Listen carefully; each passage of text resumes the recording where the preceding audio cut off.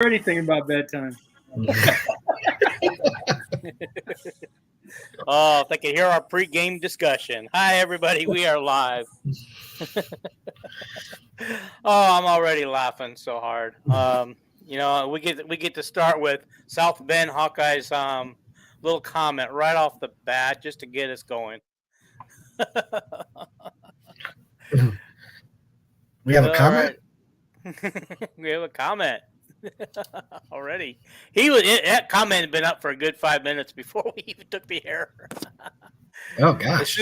As soon as I say we're going to go on YouTube, it puts up a thing on YouTube, and they can comment freely until we come on the air. Okay, hey everybody, guys, you can see the gang is back together. That's what I should have done. Found a song that said the gang is back together. Wow, guys, it's I've missed you guys all summer. It's not been fun without you guys, but hey, I hung in there. I kept the show alive. So, you did. You know, I think yesterday was one of the best shows I did solo for a long time because there were 5 different people in there commenting all through the show, and I was having a blast reading their comments and interacting with them. And yeah, that makes it more fun. But I'm just still in the Twitter mode. What is it now? X. X, yeah, X. I don't think I'll ever be able to call it X. It's Twitter to me and always will be. But these Nebraska fans are it's hilarious to me, so I can't stop. There you go. Well, Nebraska is kind of hilarious. I mean, hey, we were just in South Bend. Who is that? The Phil Parker's mustache or whatever? I thought it was Phil Parker's paw.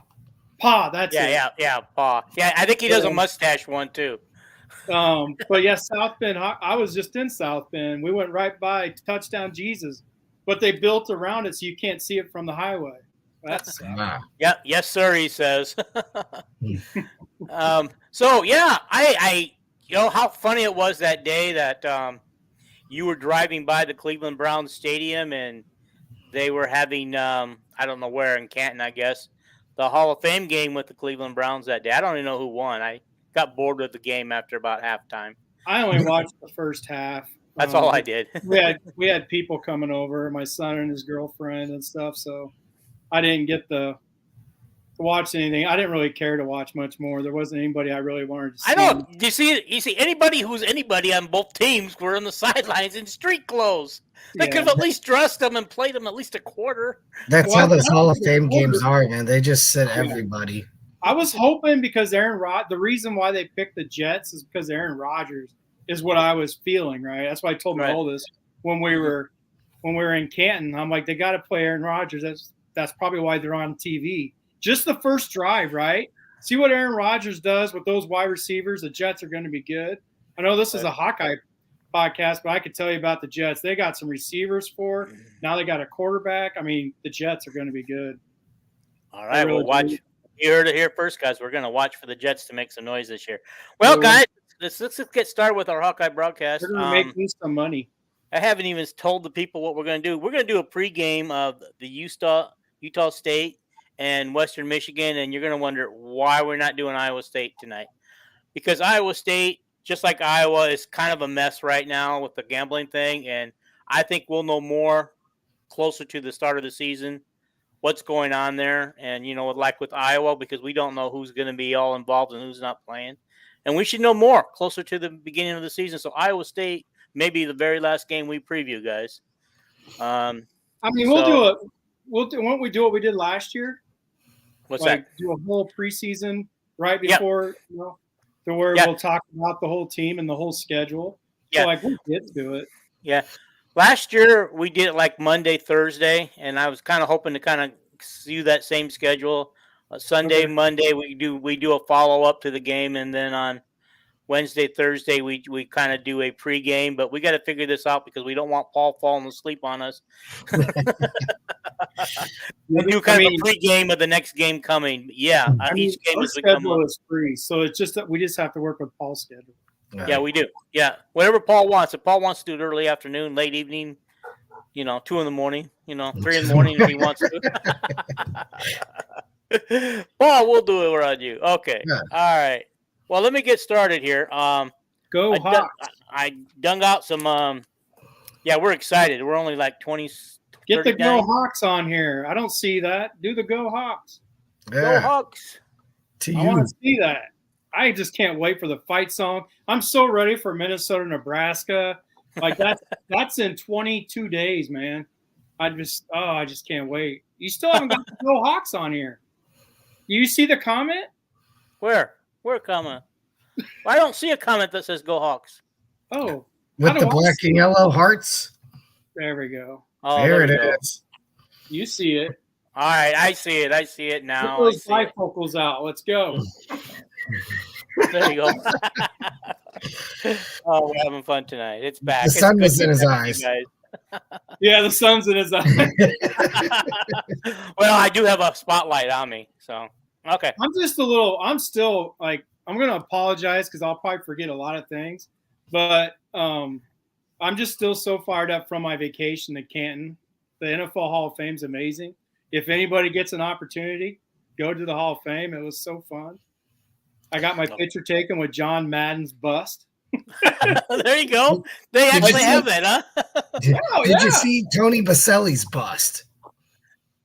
I don't think I did.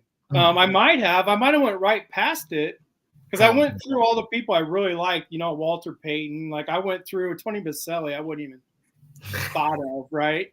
I wouldn't. We have one guy in the Hall of Fame. One. Right. I'm sure he was there, but I mean, there's so many and it's so cool. Then I told my family I believed that these heads talk to each other at night.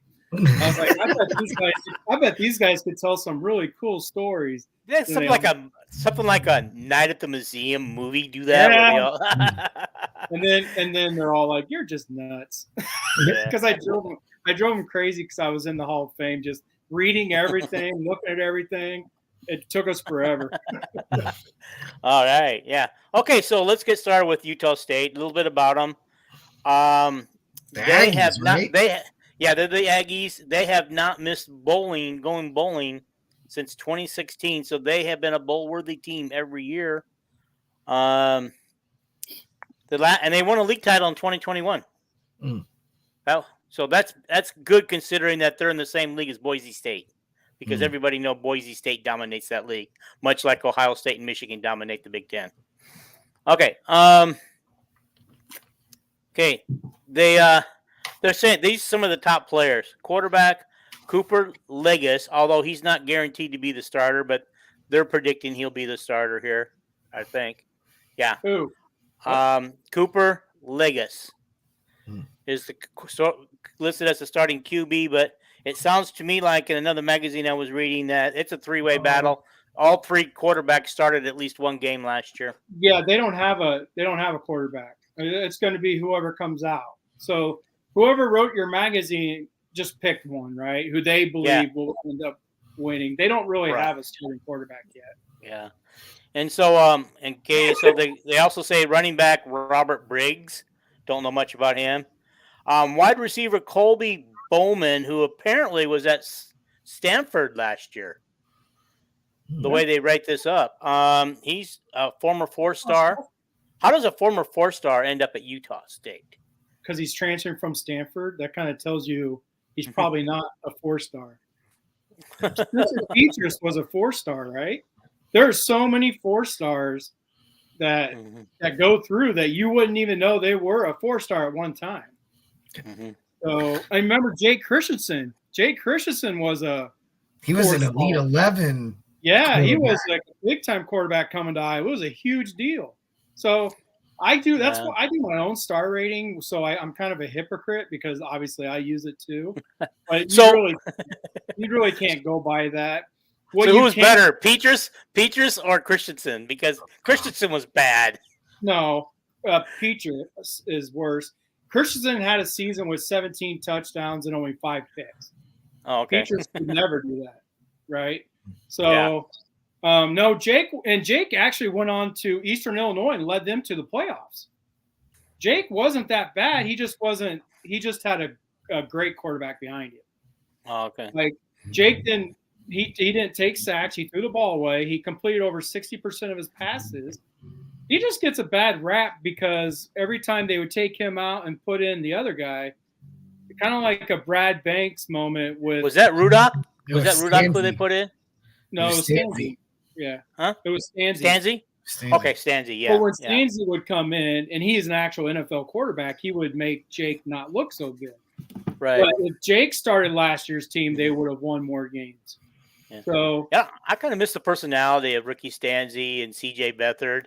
You know, I hope Cade brings some of that personality with him. Oh, he will. And Nate Stanley will be inducted in the Hall of Fame. You know, the other thing that I will donate as much money as it takes. The other thing that adds to Jake Christensen's lore, if you want to call it that, is forever and ever, for like years, the Big Ten Network kept showing that game against Michigan State in like 2007 where like, we didn't complete a pass until like overtime. Yeah. Did we win it? The Albert Young game. Yeah, that was the Albert Young game. Yes. Which I believe they could have done that all year. They had Young and Sims. Sims was a beast too. They should have gave him half the amount of carries they gave Young. That could have been a good team. That was back when I was just begging Iowa to run the football. Right? I think we were like 0 for 13 throwing the football in regulation, and then in overtime, Jake completed like a pass, and then we got an interception to seal the win after we kicked a field goal or something. I don't think he was that bad. I think he was getting sacked and stuff. But what year was that game? 2007, you said? 7, I believe. I think it's 7 as well. Yeah. All right. That's the year. That's forever and ever. The Big Ten Network would replay that game, and they still do. At one point, I actually like emailed the Big Ten Network about it because I was just like, you know, you've got make us look bad. 100 years of football games you can show. Is there a reason you have to keep showing this abomination? Like seriously. That was his sophomore year. Jake was, here you go. Jake was 5 for 15 passing. Okay. So, I mean, you were in the right area with 1 touchdown and 0 picks. But on that year, he had 17 touchdowns and 5 picks. Right. Like he wasn't going to, go. He could actually, if you had a wide open receiver, he could complete the pass. That's all I'm going to say. All right. Yes. Jake's better, in my opinion. All right. Let's get back to why we're actually here. They also list defensive end John Ward, an NT position, which I never heard of. Nose tackle? Okay, nose tackle. Good job, Paul. They even use that terminology anymore? What? They even use that terminology anymore? Iowa don't, because Iowa uses left tackle, right tackle. Yeah. So anyway, speaking of nose tackle, I got a quick story I want to relay. That probably means they run an odd front. If they have a nose, I was just going to say that, Paul. Yeah. They run a 3-4. The one year that my grandson's team ran, he played actually youth football. It was youth tackle football, kind of much like you see on Friday Night Lights. If you guys have ever seen, not Friday Night Lights, what was that show called? I was going to say. Friday Night Tykes or something they call it, or something like that. Yeah, anyway, it's a bunch of youth, 10, 12-year-old kids playing tackle football, hitting hard. Anyway, he was the shortest and lightest kid on the team, and they didn't like my grandson, so they put him at nose tackle, so he was getting run over every time that somebody touched the ball. They just decided that the center would just take the ball and go right over the top of him. And it's just like, I go, you guys have a death wish. You're not only losing your games because you put him there, but you're killing him. You're absolutely killing him. And after the last game, he stuck it out all season, but he never went back. He never went back and played another year of tackle. Coaches didn't like him. Okay. Yeah. Well, the thing is he was set to be drafted by another team, but it was out of the area, and they had to have this team's permission. And this team did not want to lose him because they thought, well, maybe he might be something, so let's not let him get away. Oh, Paul, did you read the comment? Mm-hmm. Yeah. Oh, jeez. Okay. All right. Okay. The primary strength of Utah State is their secondary, which they kind of rover. They call a position rover, which is much a free safety or something. It's probably our cash position. Okay. Yeah. Anthony Switzer, who's back from injury, he didn't play at all. And he transferred from Arkansas State the year before. He's the great nephew of Barry Switzer. I don't think it's spelled the same way, but I'm pronouncing it the same way. Come on, man. I was trying to sound like I knew what I was talking about. Oh, okay. I can tell You've you, done man. that a couple times this podcast. You're ready to go. Yeah. Okay. Potential problems. The offense is undergoing a major overhaul. How do we know about we're there? Both in personnel and with they lost their offensive coordinator, so the head coach is calling the offensive plays this year. Oh, good. You know, let's hope our head coach never starts calling offensive plays. He won't. The only thing, he never calls a play. The only thing he does is say, "Hey, run the damn football." Right? He doesn't actually call plays. He just says, unless it's like a quarterback sneak or a fullback dive on 4th down, 4th and 1. But most of the time, 99% of the time, all he does is say, "Okay, we're going to run the ball, run the clock." Right? Don't do nothing foolish. Don't do any play action passes. Run the ball. But he's not going to tell him what play to run, which is what people like to say. I'd be shocked if Kirk could call a play. Like, if he could say all the verbiage of a play, I'd be shocked. Yeah. Okay. All right. Okay. So they're projected to finish 5-3 in their league with a 6-7. No, that's not right. That's not the projection. Where's the projection?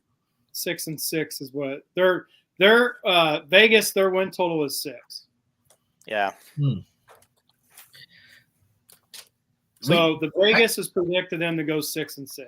We could probably have our hands full a little bit for a good portion of this football game. I think maybe not. I think maybe a quarter until everybody gets their feet wet. They get into the game. Cade figures stuff out. Iowa's too big. Yeah. Like Utah State is too small. I mean, they're just going to get buried on both sides of the ball. So I don't see Utah State doing much in offense. Their offensive line just is small compared to Iowa's D line. Yeah, but should we be concerned about them running an odd front? Because that gives us fits when teams run that odd front. You're right. I mean, that would be a way, but let's just hope they get that part figured out, right? I wouldn't be concerned about the win or loss or anything like that, but like against Iowa State, but they're still wide open receivers. They still blocked well enough, right? So are they going to go for, 300 yards rushing? Possibly not if they don't figure out who to block. I'm gonna go out on a limb because these guys are experienced, right? Mm-hmm. Everybody on the starting line except Hunter Deckers has experience. Now we have those 2 transfers. I don't know. Right. I think Rusty will probably play because he came here because he's been with Barnett, right? Mm-hmm. He's been with our offensive line coach. So I think he slithers in there probably at left guard, or right guard, one of them. Colby. He was an all MAC player, was he not? Like all MAC second team or something? Like yeah, he was an all MAC player. He wasn't all Big Ten. Right. That's the huge difference on especially the size of the kids, how fast they are. He has a lot to figure out, but I still think he probably gets the other guard opposite Connor Colby. And I think Hunter Deckers will end up with that right tackle spot. I don't think that other tackle we got from Sam Saginaw Valley State or wherever he's from, I don't think he gets playing time. Okay, can I correct you on something? You got Hunter Deckers playing on our O-line, and he's the disgraced quarterback at Iowa State. Did I say Hunter Deckers? Twice. I'm thinking. You know who I'm thinking of? Jennings Dunker. Jennings Dunker. There you go. That sounds more like it. No, that's who it is. It's Jennings Dunker. That's who it is. I don't know what the hell. I told you. I reserve the right to change everything I say tonight. I told you my brain's a little messed up, but yeah. Hunter Deckers, why would I even say that? We said we weren't talking Iowa State. I know it. I don't know. We can mention them, but I'm not going to get too much into their issues because we have our own issues to deal with. We lost our backup kicker, or place kicker. I don't think Iowa has any issues. I was told they're not going to have any issues, and that was a long time ago. So far, everything's been right. Right. Except we were also told that no key players were involved, and Noah Shannon is a key player. He's a starter. He's just being investigated, but he hasn't done much. If all he did was the horse racing, a lot of them who just did the horse racing, nothing's going to happen to them. Right, right, correct. Yeah, unless they were underage. These people who, Noah Shannon's not. He's in his 6th year. I know we know he's overage. Yeah, even Kirk said he's plenty old enough to do it. We're on Facebook, and I just ignored it. Even the ones that were in my page, my Everything Iowa Sports page. Right. There was somebody that came out and said all kinds of crap. I knew all these talking heads. What blah blah blah. You don't even know what you're talking about, dude. It hasn't hit. It's not gonna hit Iowa. People do know the truth. Everybody knew about Hunter Deckers. I told everybody on this podcast about Hunter Deckers. He was the main one, and it's because he's the one that went the farthest. And unless you add in that heavyweight wrestler from the Big 12 and Aaron Eulis, it sounds like. Aaron Eulis. Eulis is probably the worst. No, you're right. That guy had an issue, man. He has a gambling issue. Not as much as that heavyweight wrestler from the Big 12. He won the national championship. I don't know if you guys know him. No, just the Big 12 championship. He was not a national. Oh, no, okay. The kid from Minnesota has been winning the national title. Oh, okay. Well, the guy we thought was coming to Iowa, which Lockdown Hawkeye said yesterday in his podcast that actually up until a couple of days before he made his announcement that he was going to go WWE, that he was serious about coming to Iowa. I don't know how true that is. I think he was playing with the Iowa fans. I mean, I don't know anything about wrestling. I'm not even going to pretend to know I know what I'm talking about, other than the gambling issue of that heavyweight wrestler. I could tell you about that. But as far as who wins, who loses, they just said he was a stud. That's all I know. Yeah, he is an absolute stud. But I don't know who wins and loses in wrestling. I just don't get into wrestling for whatever reason, like you guys do. I'm more into hardball, baseball, softball type stuff for off season. Hey guys, I wanted to point out something too. You know that the Pac-12 is now the Pac-4. I think we all know that. Yeah. And there were suggestions that earlier today that the Pac-4 could become the Pac-8 by adding Boise State, Fresno State, Utah State, and I believe Colorado State from the Big West. Or I mean, not the Big West. They used to be called, I think, the Big West. They're Mountain West now. Mountain West, yeah, Mountain West. And my question is how do you leave out San Diego State? How do you add a team like Colorado State over San Diego State when San Diego State is absolutely one of the top teams in the Mountain West? But I mean, this is just somebody's suggestion. It's not saying that, oh, hey, these four. Because Colorado State runs the air raid. They belong in the Pac-12. San Diego State runs the football. They belong in the Big Ten. There you go. Yeah, I also made mention today that the four Pac-12 teams coming into the Big Ten will also realize how hard hitting defensively that the Big Ten teams are, especially the West teams that are so defensive oriented, and they prepare for us in bowl games and maybe once in preseason, early non-conference games. But they can do that for one game, but to do that game in and game out, because all those teams are built around offense. USC runs up a great record by winning 35-30 every week. Same with UCLA. Same with Washington, Oregon. They don't know how to play defense. They go, let's score at will and let them score at will, and whoever has the ball last wins the game. Wait till they get in the Big Ten. They won't do that. That's what I'm trying to say. That's what I'm trying to say. That's what I'm trying to say. They're going to have their eyes wide open when week in and week out that they have to go up against the defenses of the Big Ten. Yep. Okay. All right. Anyhow.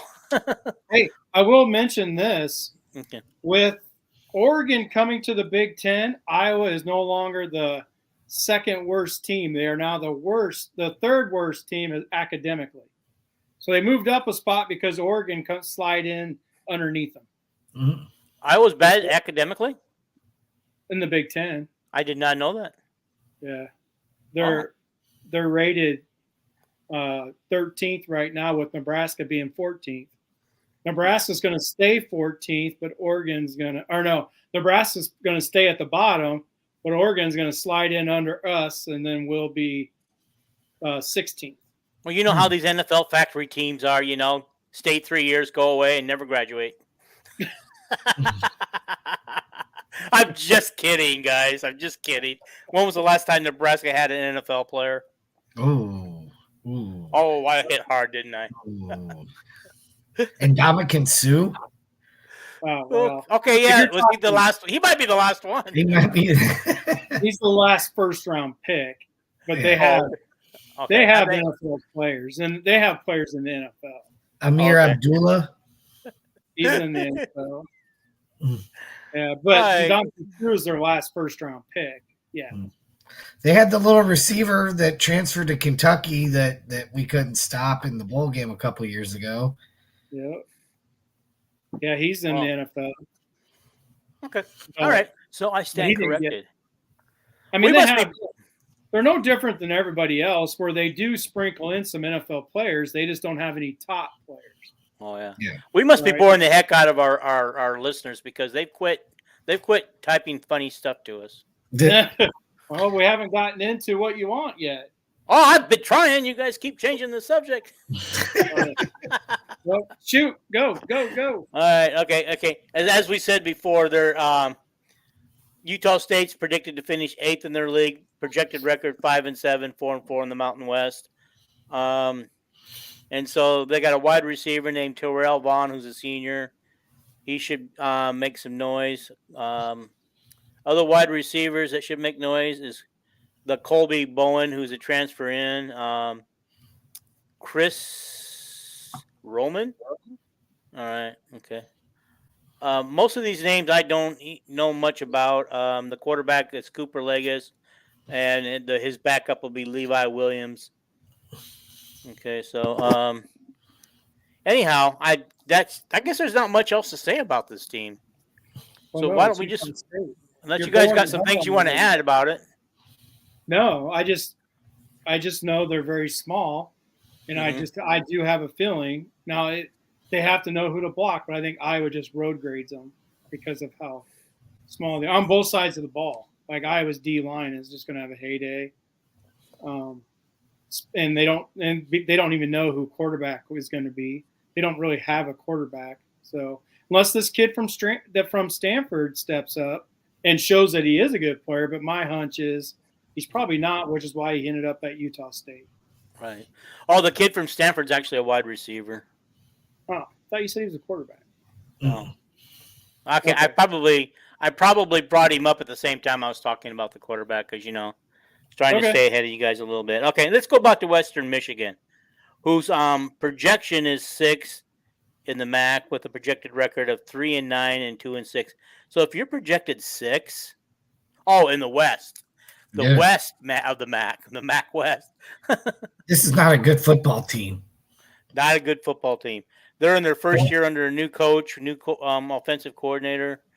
They've got their quarterback is between incumbent Jack Slackapick and Trayson Bourget. I'm going to go on record right now and say that we don't throw a pass in the fourth quarter in this game. That this is a game where we get up comfortably, 28-0, probably in the first half. We've called off the dogs. We might throw the ball a little bit in the third quarter with our second string guys in there to get a little work, but by the fourth quarter, we're literally running the ball and just trying to get out of there. Except for the only passes I would assume would be like 3rd and 5, right? If something doesn't happen, they're still going to try a pass to get the first down, possibly. It depends on like who's in at quarterback. If they bring in somebody else to play quarterback, then they might just run the ball. But that'll be situations. But I agree with you. Going back to Utah State, since we just skipped over Utah State, I think the same thing with Iowa is going to be just like Western Michigan. I mean, these aren't this is why Iowa's got the weakest schedule. I mean, we just have to admit it. This is the bad year to play both these schools. They both are going to be very bad. Right. I mean, they're under a first-year coach who's never coached anywhere before. See. Oh, yeah. Here's what an anonymous MAC coach had to say about an assistant MAC coach. Okay, it's going to be a really rough first year for Lance Taylor to keep the defensive. Well, no, it's going to be a rough first year. Lance Taylor kept the defensive staff, which is probably smart, but they still lost their entire front to the portal. Give the dude some time. Yeah, like I said, I mean, it's going to be rough for both of those teams. And no, Brian's not. They're going to play however they normally do. Yeah. They don't need to put up a ton of yards. He averaged 29 points a game his first 4 years. What happened after that?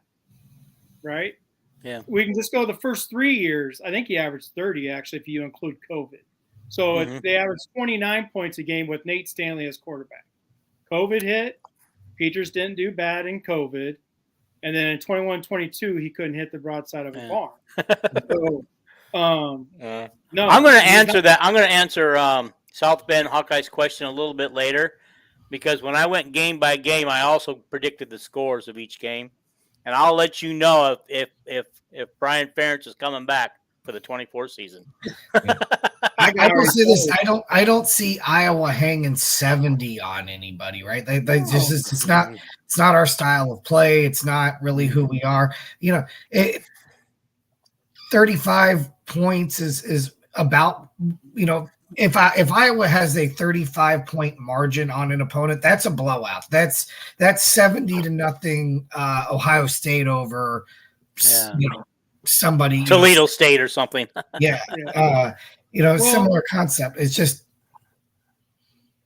I mean, you're right. When it happens, like when Iowa does score 50, it's within, because no one could stop their run or whatever, right? Right. Yeah, exactly. The defense gets a couple scores. Yeah, the defense gets a couple scores, and Iowa breaks a 50-yard run when they weren't intending to run that 50 yards. Yeah. Because people do come at me like that. Because like the Illinois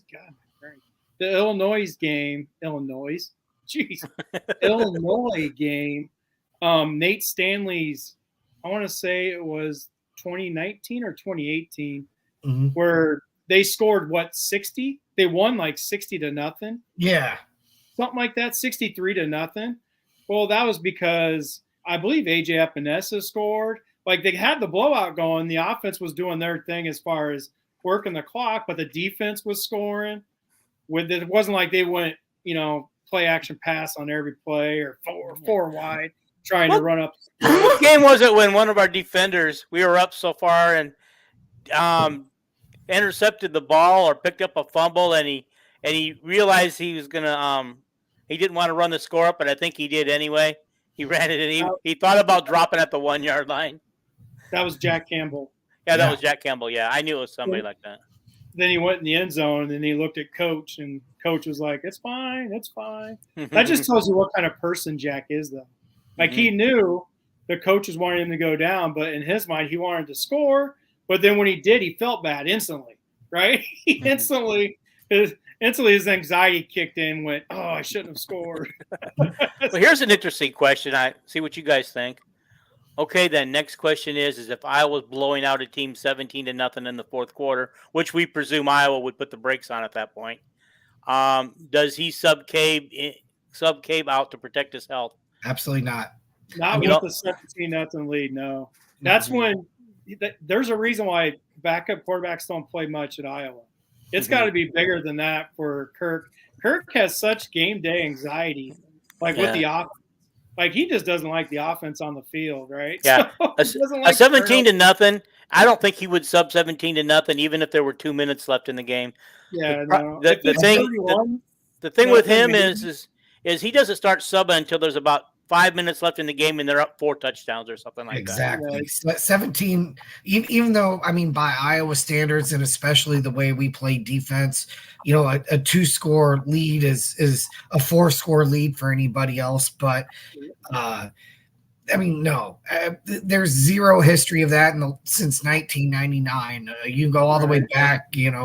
At no point have we ever, I don't think, subbed out a quarterback with a 17-0 lead. That's Kirk's philosophy, and that's where his anxiety comes in. Is he already knows we got this game won.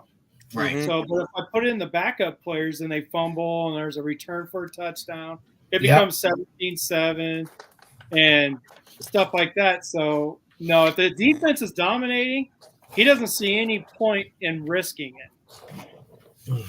Okay, guys. He won't put Cade in a compromising position either. We're up 17-0 in the fourth quarter.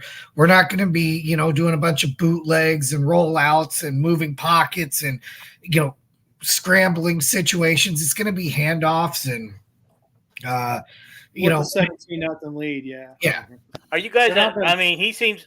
South Bend seems to be concerned a little bit about keeping him healthy all season. Are you guys concerned because of his knee issues? Can he keep that knee healthy all season? He doesn't have knee issues.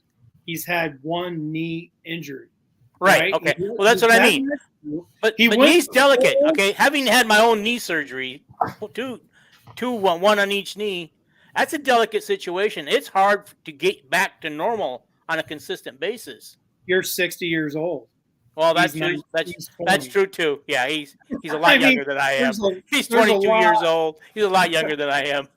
There's a lot of players who have multiple knee injuries and still come back and play.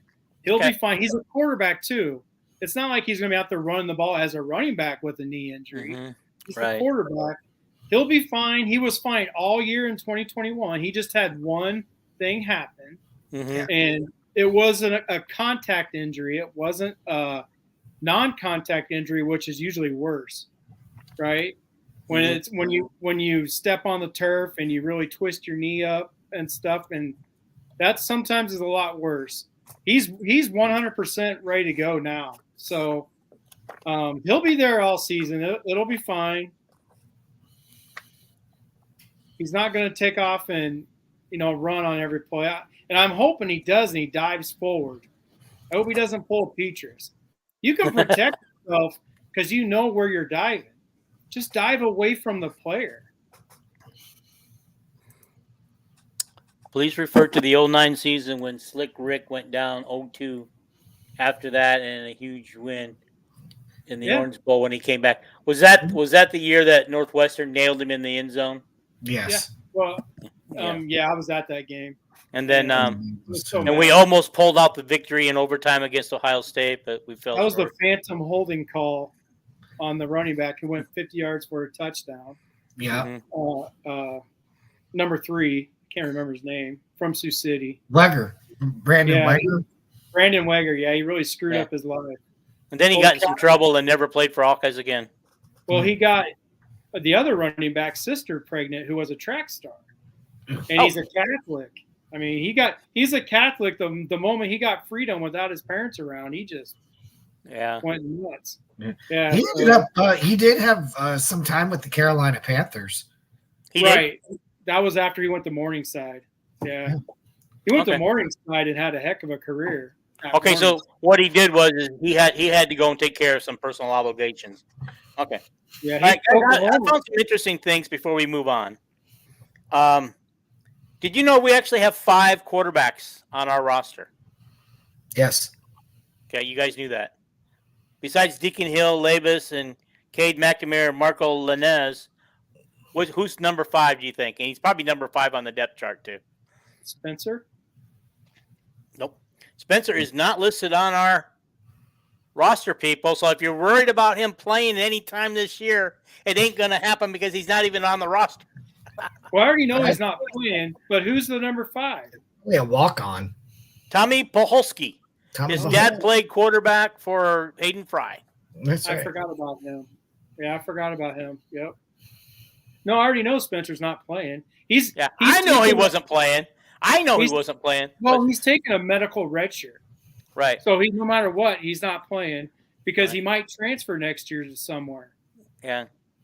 Yeah. And so, people just don't understand. They think, as soon as Cade gets hurt, in comes Petrus again because he's our experienced quarterback. They don't understand that he can't. He's not even ready. Medically, he won't be able to be playing anyway. Right. Yeah, and it'll be Joey anyway. Joey will be done too. Okay. And we have 19 wide receivers on the roster. Yeah. By the way, and 10 tight ends. I did not realize we kept that many people around. Yeah. I could be wrong on this, and Coach, I believe the kind of medical hardship type thing that Spencer is on, I believe it's a career ender. It's one of those things where he's still on scholarship. He's still getting to go to school for free, but I believe when you do this, you give up your eligibility. Right. No, he can transfer. Oh, okay. That's why he's taking. It's called a medical hardship. Okay. So yeah, no, this year would be his COVID year, but he wants a chance to move on next year possibly if he's able to play. So he's just keeping his options open. I don't see it happening because I think he just starts coaching. Yeah. But no, he's going to keep his COVID year available if he wants to use it next season. And in the meantime, he's racking up college credits and working probably towards and his scholarship doesn't count for right. Iowa. So I thought the same thing, but then I want to say it was Chad L. that wrote an article about that, telling everybody, all the ignorants that were just coming at him about it, because there's a lot of people who believe Spencer's going to be the quarterback. And he just went at him and said, look, he's using a medical hardship year. Like, he just explained the whole thing. It's impossible for him to play this year without ruining his chance of transferring, of actually having a season of football, right? So it'd be worthless for him to come in and play regardless. I love this comment.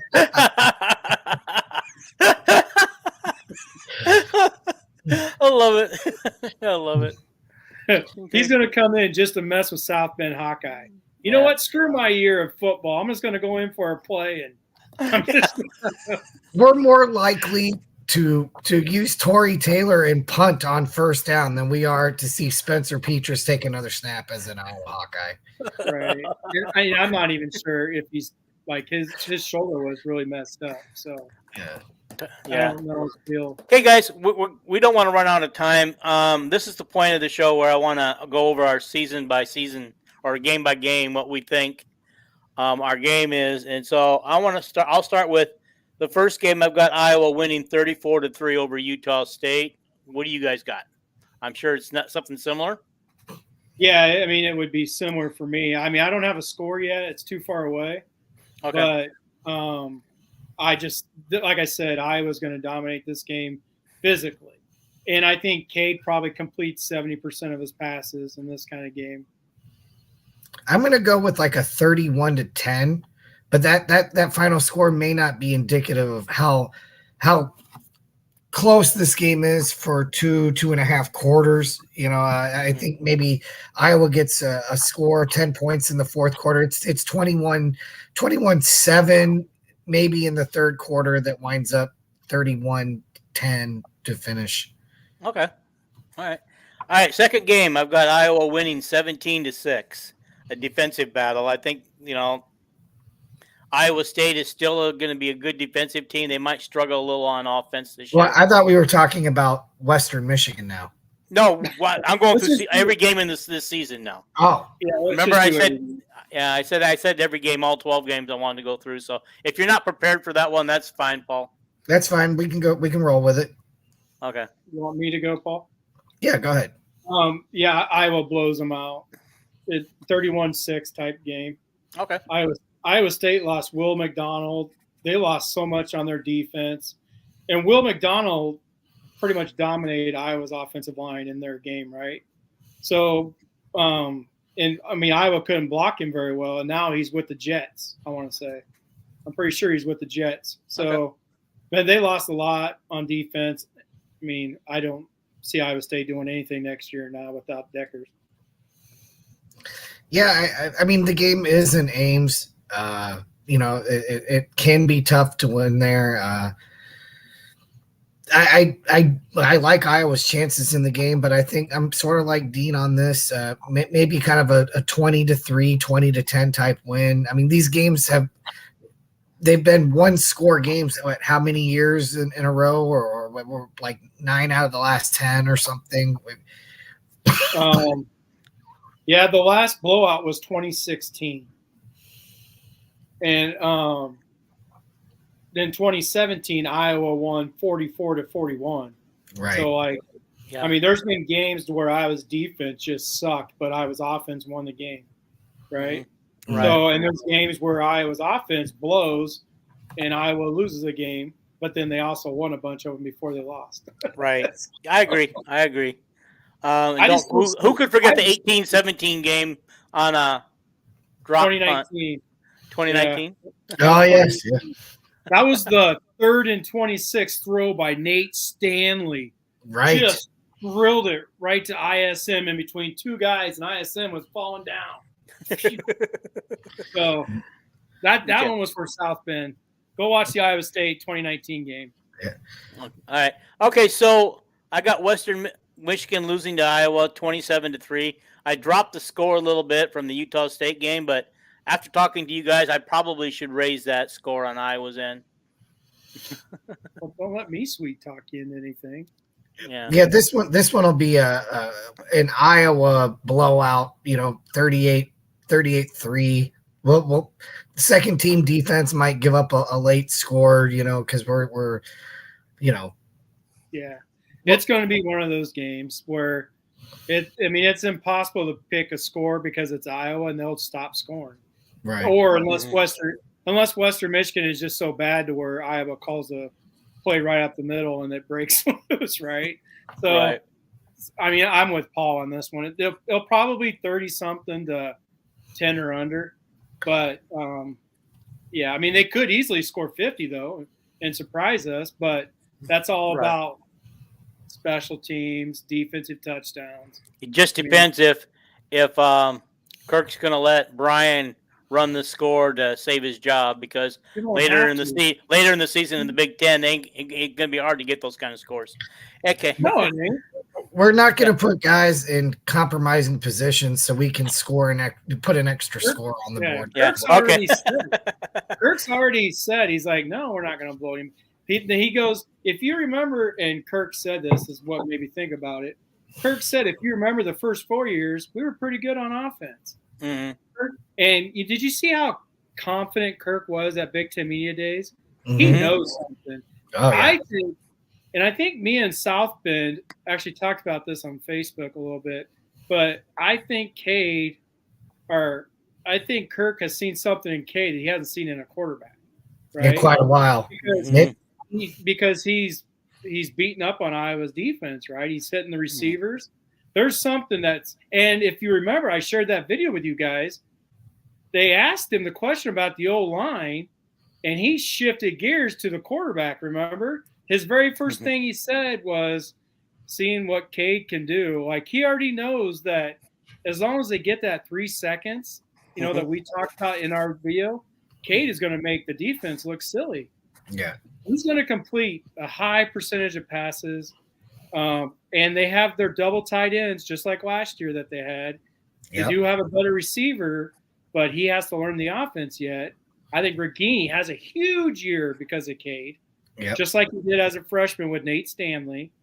So, I really think there's something special brewing, because Kirk is not that upfront about his positivity ever. He's always defending. Right. Well, he's always trying to temper expectations. Like, we're not sexy, if you recall that one. Well, we always know that Iowa's never been a sexy team. Not since the Hayden Fry years. He was like straightforward, and he did say a lot about the offensive line being more mature, which I agree. Mm-hmm. Like, we can talk about how much time Peters had, but I mean, Cade's going to have a lot more. Like, this offensive line is going to be better than they were last year. That's obvious. Yeah. It's going to be better because they have a quarterback that can complete passes that will make them look better.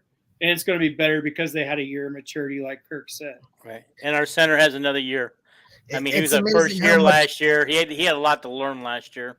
Yeah. And that's why in the Nebraska game, you saw a completely difference from South Dakota State against Nebraska. Logan Jones, if you guys remember, we watched him dominate Nebraska. He had one bad snap the whole game. So okay. All right. I got Iowa losing 21-17 to Penn State. I'm sorry. South Bend thinks that Iowa's going to dominate Penn State. I like it better when you pick one of us to go on because I don't never know. Okay, go ahead. Go ahead, Paul. This time Paul gets to go. Look, this one's going to be tough. National TV, night game, Penn State. Place will be going crazy. But you know what? This is Iowa's opportunity to make a statement. I do think we go in. And I think this is an opportunity for us to pull an upset, and I think we absolutely do. I think we're riding high. We're coming off a blowout win against that overmatched Western Michigan team, and I think we're confident. We go in and we steal one there in Happy Valley. We kind of return the favor a little bit with them. However, I'm with you on that. Like I've been changing as I'm learning more. Like I said, I reserve the right to change my picks for our final preseason picks. But right now, I mean, the more I'm reading, and I don't think Drew Alar is as good. I don't have Drew Alar as high as what, Penn State fans do and the media does. He's like the media's darling. They're like, oh, and at Big Ten Media Days, they were like, when Drew Alar gets the starting job, and the coach was like, hey, we don't have a starter yet. Like he's trying to say Drew's not the starter, which he'll probably will be, and I hope he kind of is. He's a freshman quarterback. I just think Iowa's going to eat his lunch. I think Iowa's going to beat Penn. The more, like I said, I'm changing. I had Penn State beating Iowa. Remember before we started? This was like during the end of basketball season. Whenever we talked about it, right. But the more I'm reading and more I'm thinking, the more I watched Drew Alar, and I know I'm just being a quarterback guy, and know that he's not going to experience anything like he will with Iowa yet. And having Cade as the quarterback, who's already been through the ringer, right? He's won at Penn State already as well. Yeah, being at Penn State is not going to bother Cade. That's going to be a huge difference. When somebody's going to come up and blitz at him, he's just going to look at him and smile because he's going to know what to do, right? He's going to want you to blitz him so then he can burn you. So I was going to win 17-10 in that area right now is my feeling. Yeah. All right. And here's the thing, Cade's won at Penn State. He's won a Big Ten championship game. The stage will never be too big for Cade, and that matters.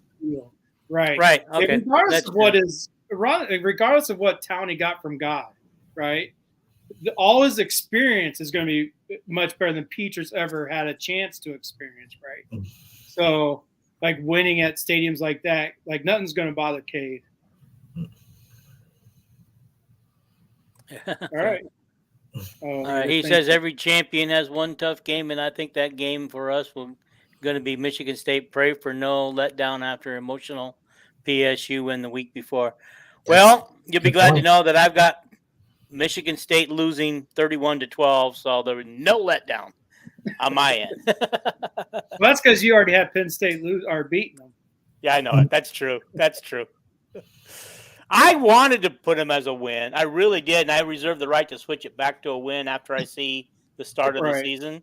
I want to see what goes on after and if we got anybody we've lost to suspensions or anything like that. Yep. All right.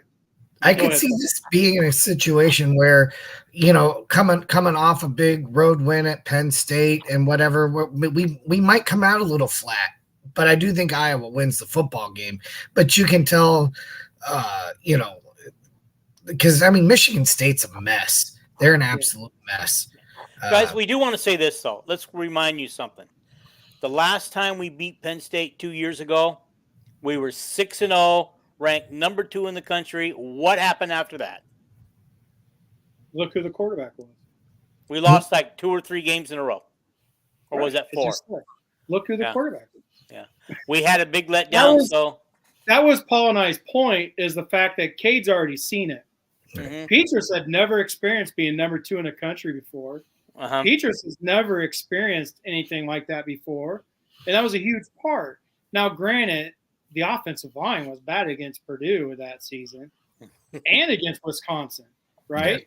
Those are 2 games, I will admit, the offensive line did not look like the normal offensive lines. That one dude who's now playing for the Chiefs, I can't think of his name now. You'd know it, Paul. You used to say his name all the time. From Purdue. Carl Loftus. Yeah, Carl Loftus. He destroyed no matter who Iowa put on him. Yeah. He was the craziest white dude I've ever seen. He just had that, he had that Latimer look in his eyes. Do you remember Latimer from that? What movie is that? The Program. The Program, yeah. The steroids, Latimer, you see it in his eyes. No, I'm not saying he's on steroids. I was not, but he's just nuts like that. Maybe he doesn't need steroids. He's got a screw loose.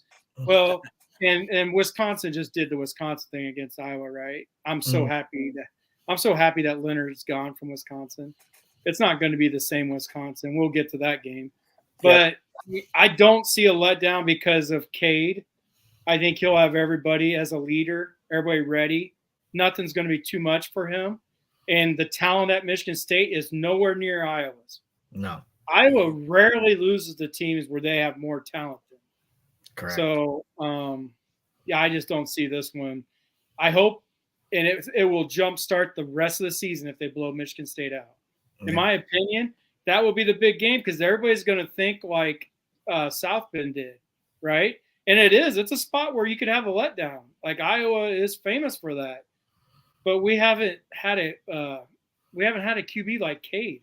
I mean, I even put him in front of Stanley as far as, accuracy and stuff like that, and maybe even mentally in the game.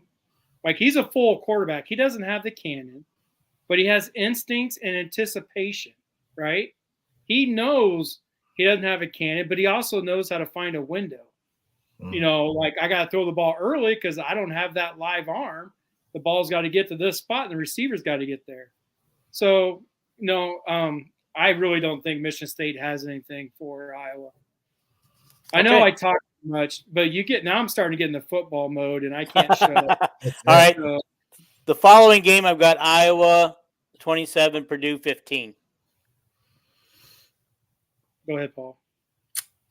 I don't have any problems with it. The game's in Kinnick, and quite frankly, I mean, Michigan State's a mess. Purdue's kind of a mess, right? The new coach and a bunch of transfers, and they're certainly not the team that went to the Big Ten championship last year.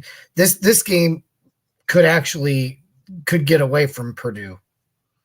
I mean, I think they do, especially with Hudson Card at quarterback. And he doesn't have near the talent that he had at Texas. And he wasn't very good at Texas. I've been getting just bombarded on Twitter with Purdue fans because of the way I talk about Hudson Card, but I evaluated him as well, right?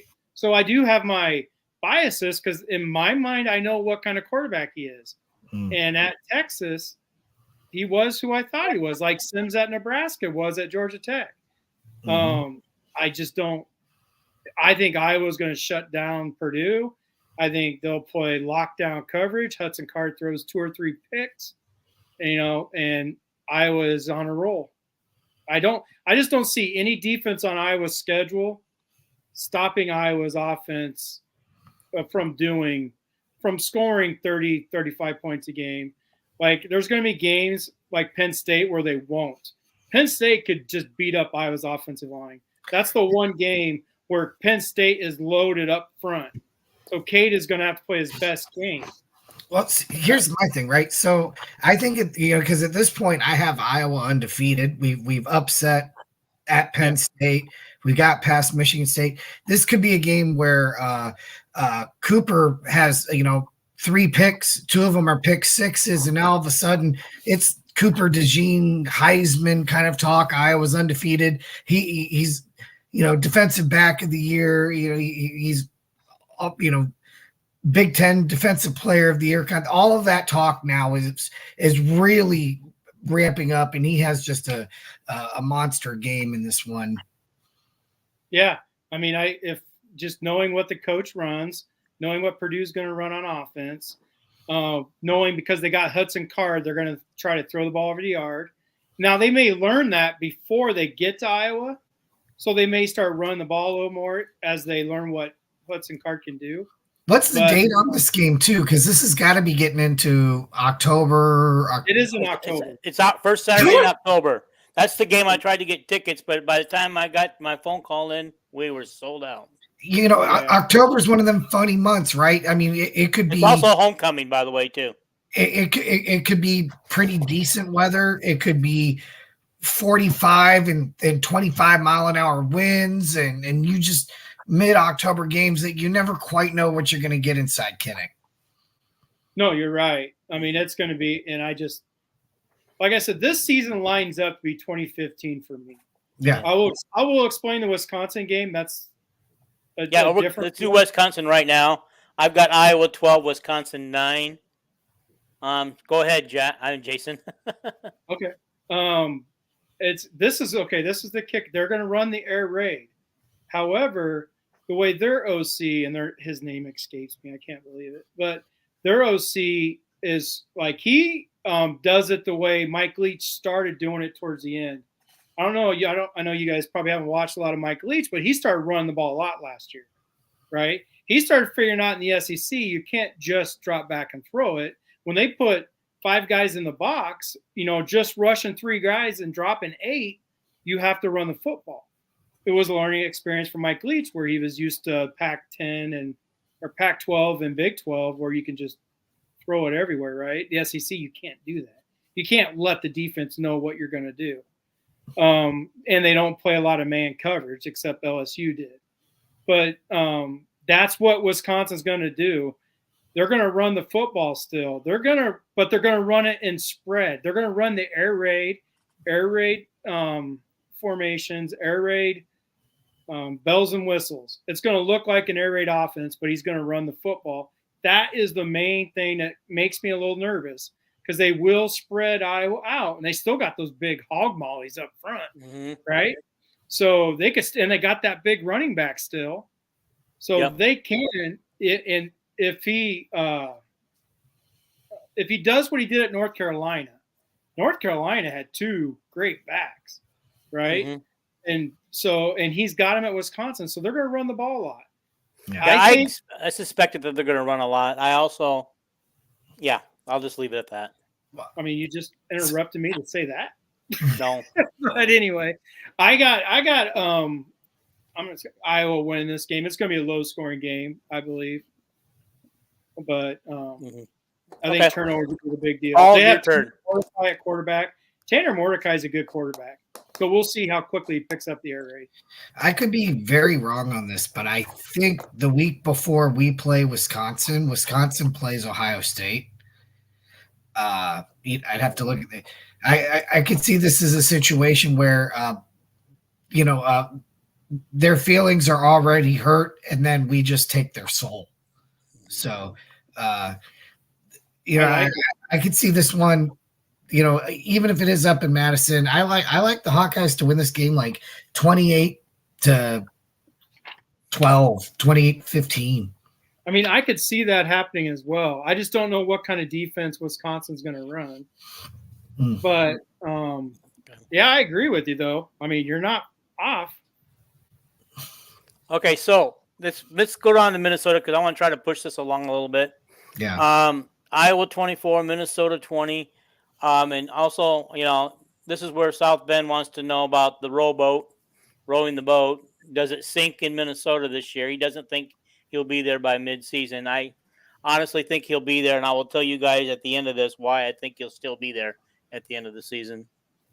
All right, go ahead, Paul. This time you get to go first. Look, I mean, whatever his name is, they're up in Minnesota. I can't even think for the moment. His name's Clicker. PJ? Huh?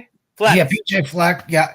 If I'm not mistaken, he has not beaten Kirk to this point. No. It ain't gonna happen this year. By the way, I'll just interrupt you for just a second. I think he's the anonymous coach in the magazine because I think he's the only one I can think of that really hates Kirk bad enough that he would actually say it publicly. Yeah. I mean, I just they're not the same team with and we saw this last year when they didn't have Abraham. He was really a one-man band for them. I don't think it's really gotten significantly better since then. 40 carries in like 3 games. They don't have that. They had a pretty good offensive lineman, fought a Fale or something along that line. Yeah. But I think he's gone.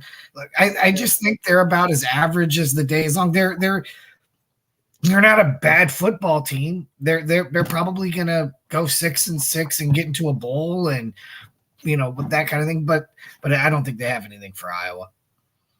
I'm with you on that. I agree with what South Bend says about Minnesota as well. Like they're going down. Like, and that's what's going to tell me is watching. I cannot wait for the Nebraska Minnesota game. And it's First for game this of the season. Yeah. I cannot wait till August 26th, which I believe is the date, because of this situation. I'm curious about how Minnesota's going to react without having Ibrahim, I think was his name. Yep. And then I'm curious about how Nebraska's going to use Sims. So that game is going to be. I can't wait. It'll be a tell-all game. I honestly don't think Minnesota has a shot in this game. They wouldn't have had a shot last year if Iowa's offense wasn't so dumb. By the way, I went through and picked all the West teams. I got Nebraska beating Minnesota in the first game of the season. Okay. I won't pick it because to me it just depends on how they use their right. Like how Nebraska uses Sims. If they throw the ball more than 20 times, Nebraska's in trouble. Yeah. By the way, I would not like to see Iowa open up their season against a Big Ten West opponent. I guess going forward, it's not going to matter, but I would. I mean, we did it against Indiana a couple years ago they were coming off their amazing COVID year, but still, I would not want to see us open the season up against. Notice how all the COVID teams suck. Isn't that funny? Iowa State, I just can't believe they just keep bringing up the Fiesta Bowl against Oregon. Right. Oregon was a 500 ball club. All the good teams from COVID years suck. Right. Oh, except for Iowa. Iowa came back with a 10-4 record the following year. No, I just meant the ones that Iowa was 6-2. They didn't go to a bowl game. I'm talking about teams that they've had their best years.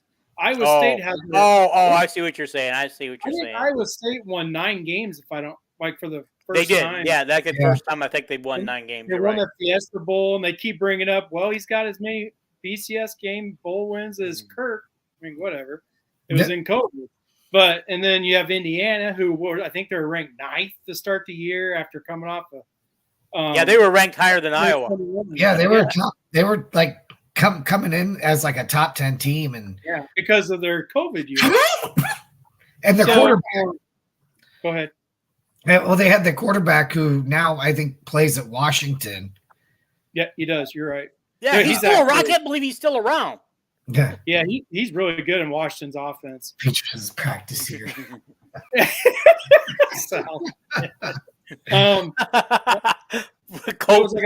practice year. COVID year was his practice year. We're not quite that lucky, Paul. Wisconsin plays Rutgers, their homecoming game before Iowa. Oh, okay. Oh man. Okay. So we're not quite that lucky. But right now, what are we? 7-0? Yeah. You guys are both 7-0. I'm 6-1 or 6-1. Yeah. Okay.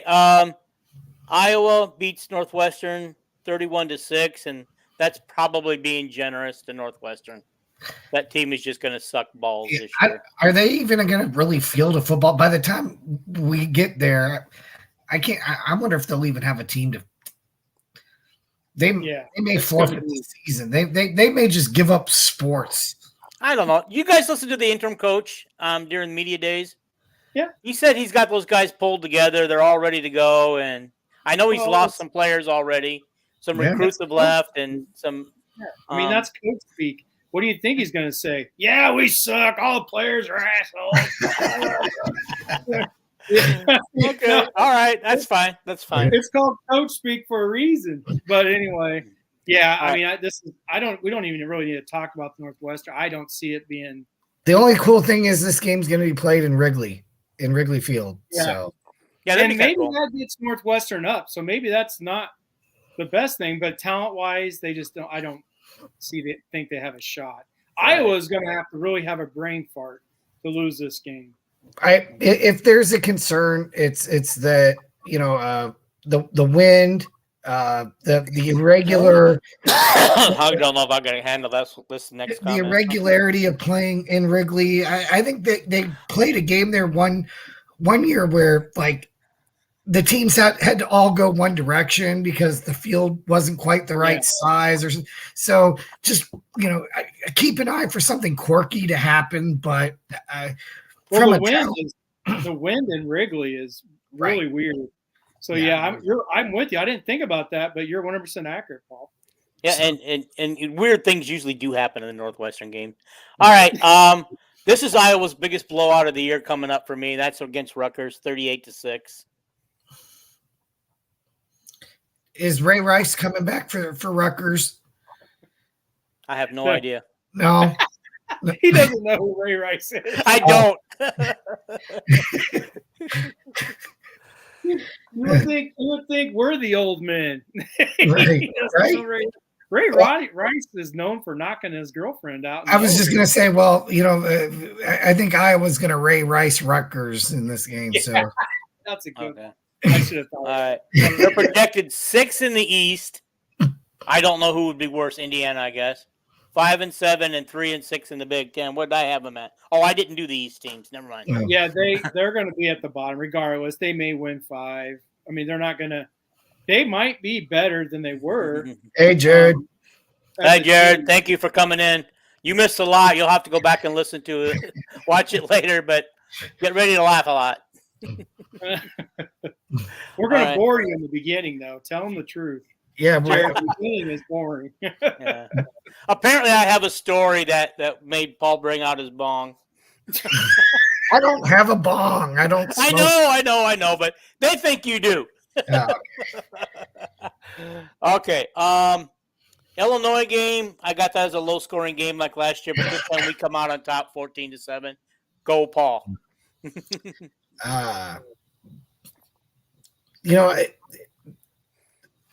It's senior day, by the way. Brett Bielema is doing a good job of building Illinois up. But man, they lost, so much NFL talent. I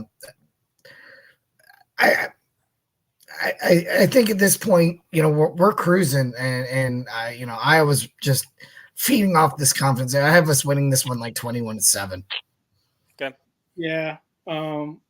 It's just, once again, I'm a big quarterback guy, and I don't think Illinois has it. They lost the twins. They lost their running back, their safety. They lost a lot. They're still going to be good. I have Illinois as second in the West, tied with Wisconsin now, the more I started thinking about it. Because I just don't know about Wisconsin. That's why we just got to get into the season for some of these teams to really know. Yeah, so I'm just going off of Here's one for you. Here's a hot take from South Bend. This game will be the last on Big B coaches against Iowa. He's our next coach when KF retires at the start of the 24 season. No. I doubt that seriously will happen. He even said in his thing that Illinois is his last stop before he retires. Yeah. No, I don't think KF is gone. Regardless what Bielema wants, KF's going to be here until 2029. If this year is as good as what we're anticipating and recruiting keeps getting better, keep in mind Kirk has never really recruited this good, right? Mm-hmm. So I think he's not going to want to leave all these wins behind.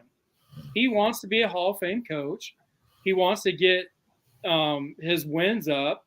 So, I mean, I don't think he leaves until 2029 as the all-time Big Ten winningest coach. So there's that, everybody. Okay, final game, Iowa 20, Nebraska 17. It's at Nebraska, so I kind of kept it a low-scoring, close game, as both Iowa and Nebraska games have usually been. This game's won by special teams late in the game. Iowa comes away with a tight one. It's close. We're sweating it out. But Iowa goes undefeated. Okay. All right. Yeah, I got Iowa going undefeated. I don't think this game's as close as Paul says, unless they use Sims the right way. That's the key.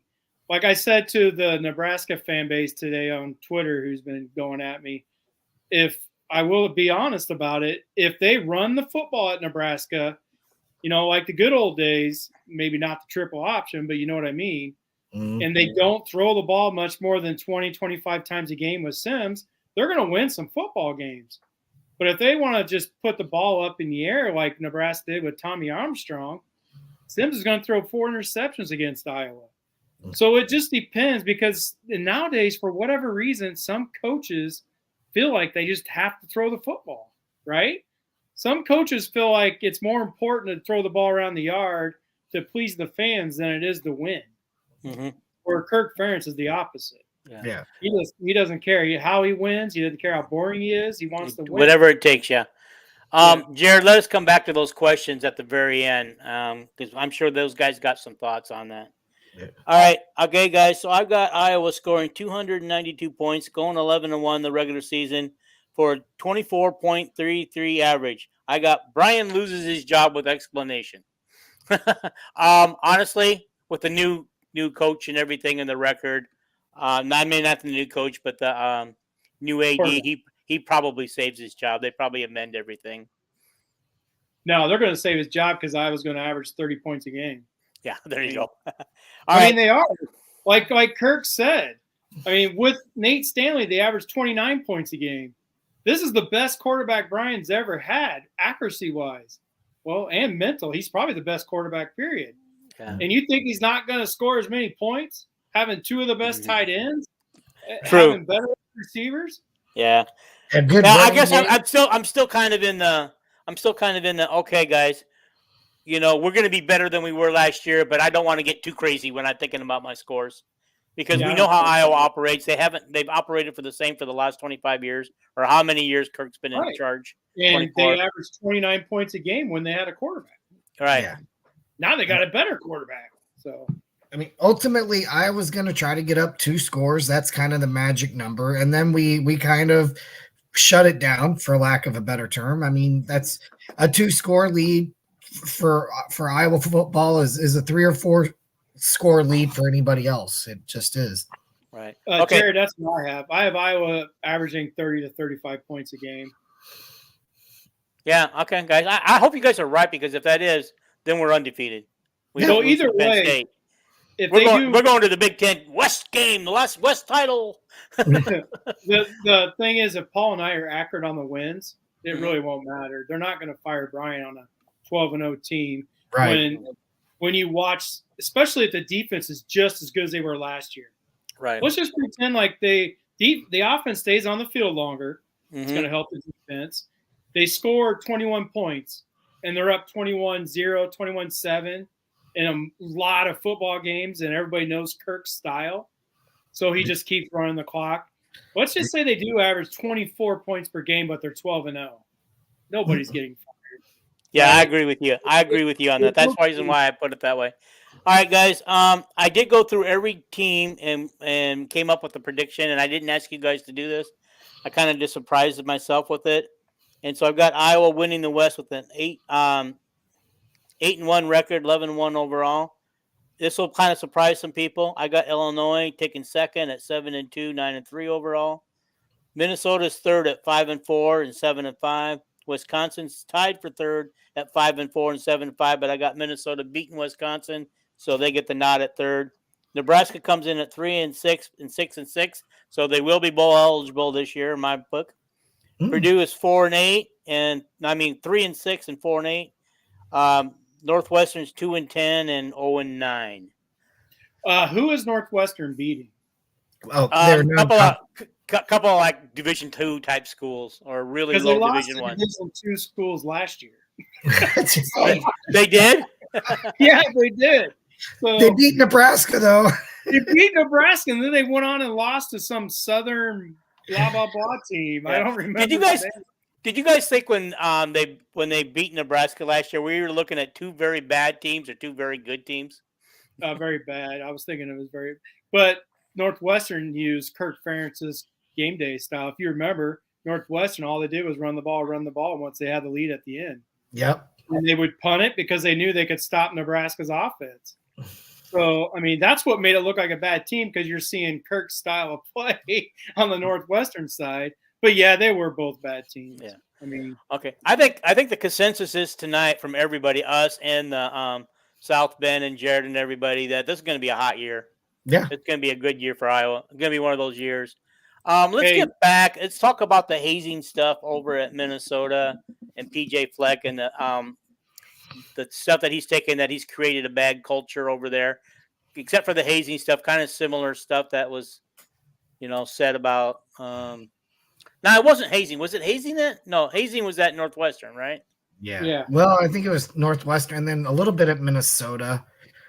They had there's more the culture stuff and being mistreated, the players being mistreated, which you got to give PJ credit. He went and he got in front of the microphone on media day and just flat out denied everything with authority and confidence. I don't know what's going on there. I really don't, but I got a feeling that we haven't heard anything, so I don't think anything's going to come of it unless they're still investigating it and and everything is going to be that. Are you talking Northwestern or Minnesota? Minnesota, because that was his question, was about Minnesota. Oh, Minnesota, yeah. I don't, because nothing is really that bad. It's not like, that's what I want to say. It has came out. The problem with Fleck is his personality. Right. And he was an ass. He thought he's a prima donna. He's not doing anything against the rules. It's just there was things like where when he would walk into the room and he made the players clap because he's coming. Yeah. Like, it's just quirky stuff like that.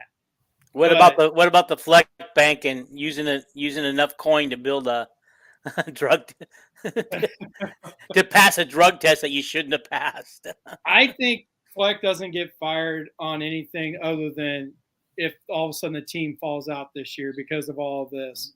Right. Notice they're just going through the same thing Iowa went through. The only players talking are players that left. It's the same situation. It's as what Kirk Ferentz and yeah.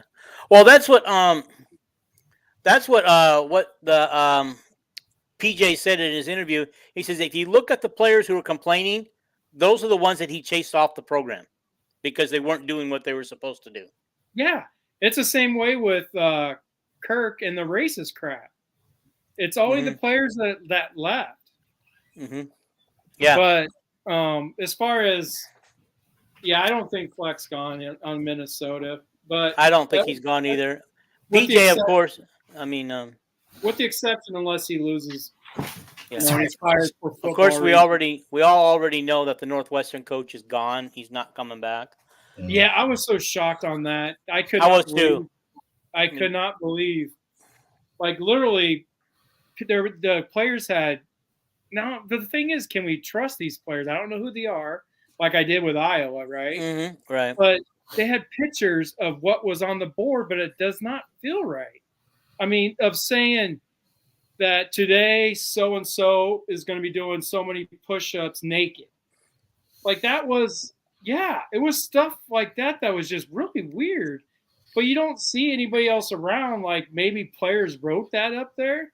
But there was a lot more than that. But that was a part of it. And I was like, this is not – that really shocked me because my good person radar went off with Pat Fitz.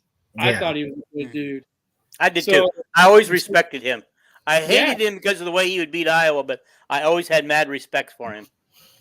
Yeah. I'm just surprised in this day and age of social media and things like that some of that stuff just never got out until now. Like, it just seems very everything feels weird about it. And plus he denies it. I mean, I don't know, because if it's true, he's a disgusting POS. Right. Right? Of the stuff the pictures I got sent to me, not of like people, it was of what was wrote. Like, he would have, the hazing would be, they would do calisthenics naked, or they would have to do this naked, like make them belittle them basically. But I don't understand why you'd want all these naked dudes. Like, none of it made sense to me. So, well, yeah, I don't understand the whole sexual assault thing either, but apparently they were. according to right. that, and that's what cost Fitz' job. But how do you say you investigated it and Fitz is fine? You don't fire him, then he had no knowledge of it, and then 2 days later you come out and you fire him because he had knowledge and you changed your mind because the president took some heat from everybody. Yeah, the president had to make a decision because he was taking heat and he didn't know how to handle it. He's not Gary Barta. He's not very strong like Gary Barta didn't. Barta didn't care what we said. Mm-hmm. He was like, Kirk's the man. Shut up. I'm the boss. Right. Pretty much. And usually that's how it went. Okay, look, guys, let's try to close this off about at the 1:30 mark. 125. Well, they want to talk about the expansion real quick. Yeah, I was going to say, can we talk about your guys? I talked about mine yesterday about the expansion. You guys start with Jason. Talk about your feelings on the expansion. What do you feel? And then Paul, you go next. Go ahead, Paul. I was reading South Bend. Okay. Well, I mean, I still think, I do think we bring in FSU and Clemson in. I do think the Big Ten wants to, because we're already coast to coast now, right? We're East Coast to West Coast. I think we would love to get into this, southern area, for recruiting purposes and things like that. I know me selfishly, I would love for us to, come play football, basketball, women's basketball down here in Tallahassee. It's a short drive for me. I'm excited because the baseball team is going to be here in February playing in a JU baseball tournament. So, I mean, I would love to see it happen. I don't know. Have to come visit you. I'm going to have to come visit you. Right. I think I'm hopefully going to have some other people from up there coming down about that time. My birthday is on February 22nd. And so their first game is February 23rd. So it works out great. Cool. There's always room here at Shea Monahan. So. Yeah. I mean, I'm a historian. I don't like it. I absolutely love the matchups. Like, I wish we would get rid of the smaller level schools maybe, or don't play 9 conference games. Go back to playing 8 and have 2 big games and then 2 cream puffs, so you get your home games. The football still makes their money. That would be more for me because I love what matchups that are going to be coming. But I'm a historian to where I just don't believe the Big Ten. It's going to feel so weird, USC coming to Iowa in a Big Ten game. Like, I just don't – I love the matchup. It's fun. But I want to see us, I hate to interrupt, and I have my chance to talk, but I do want to see us go to either 8 or 10 conference games because, this every other year you get these unbalanced schedules where you have 5 home games, 4 away, or 4 home games, 5 away in conference. I want us to be able to all be on the same playing field as far as, home and away games. Yeah. I mean, I agree. Since we're going to go to 18 teams, play 10 conference games because you have all these big matchups regardless, right? Get your 2 cream puffs in. Iowa will have to probably get rid of Iowa State, possibly, unless Iowa State just stays a cream puff, possibly. But that game is so emotional because it's an in-state rivalry. That's the tough part with Iowa is they play a rival game in a non-conference. Right. So it's impossible to schedule another game outside of those 2 cream puffs because they have to play Iowa State. So I don't know. I mean, I personally don't like it, but it's all about money because it's $1 billion contract, right? TV contract. Now it's just going to expand. Okay, I believe we're only scheduled to play Iowa State through the 24 or the 25 season, and so stay tuned to see if that gets renewed after that. Because I'm sure they'll be talking about it pretty soon to renew it if that is the case. Well, when it comes to scheduling at this point, all future scheduled bets are off until they really decide,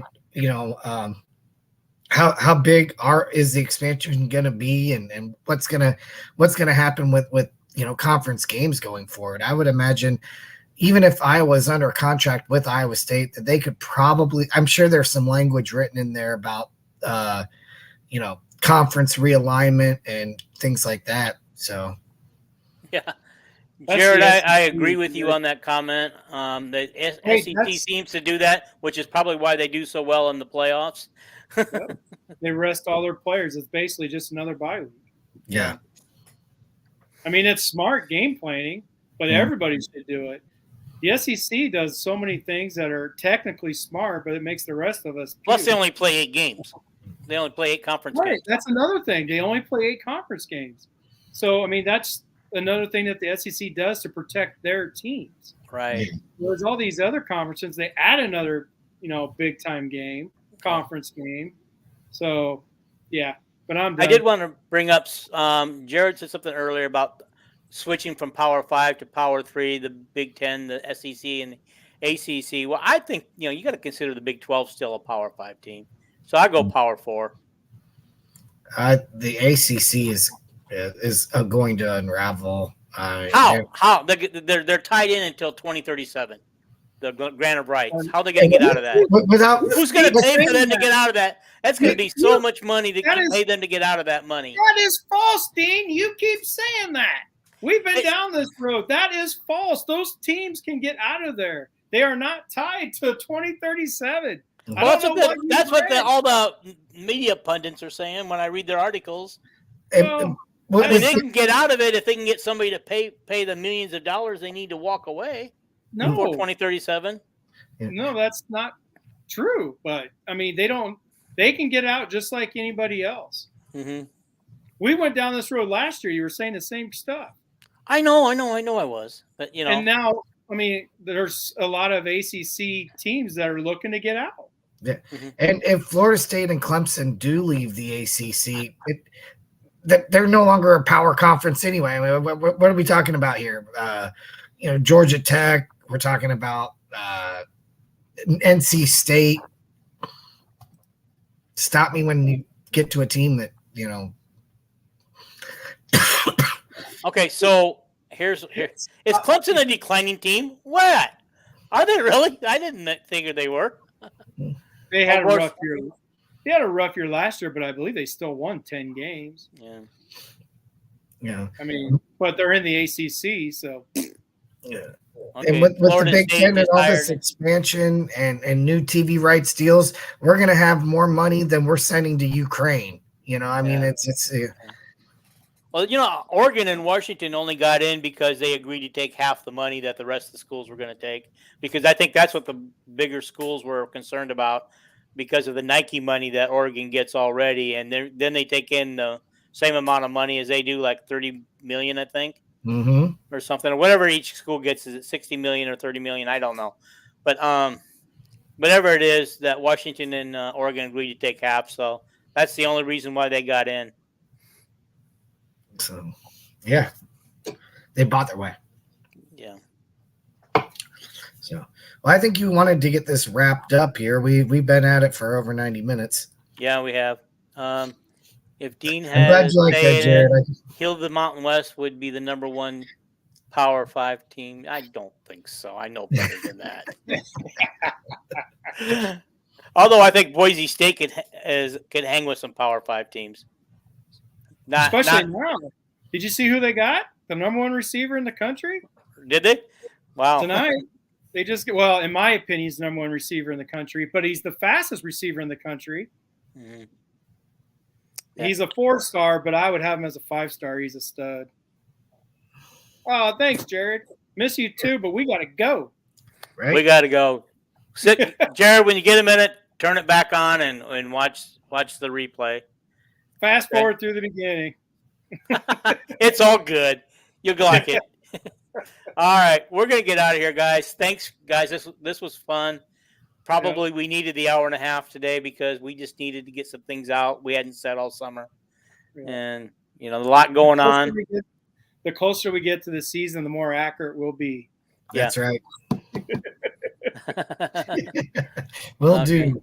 All right. Tell Gabby good night for me, Paul. I'm looking forward to the Nebraska-Minnesota game, Jared. That's all I could say. That's it. I'm ready for August 26th. Can't wait. I'm anxious to see the Nebraska Colorado because I want to see if Prime has got that team ready to play. Right, but is that 2 weeks after? I think it's 2 weeks after. Yeah, because I think they take a bye week the second week. Yeah. I guess I'm looking forward to Ohio State Notre Dame, so Ohio State can go ahead and end Notre Dame's national championship run early in the season. Away. Yeah, right away. Just put them right out of their misery. All right, guys, Right. we're just weeks away from kickoff. Let's get out of here, and we'll do another show. We'll figure out what we're going to talk about. Oh All yeah, right. another team that we didn't get to talk about. Yeah, the next team on the schedule. Oh, Penn State. We didn't talk about the first two very well. oh well. See you All guys. All right, Bye, bye, guys. Terry. Bye. Bye, We got- Terry. Oh, hey Terry. I forgot we talked on the phone the other day. Out.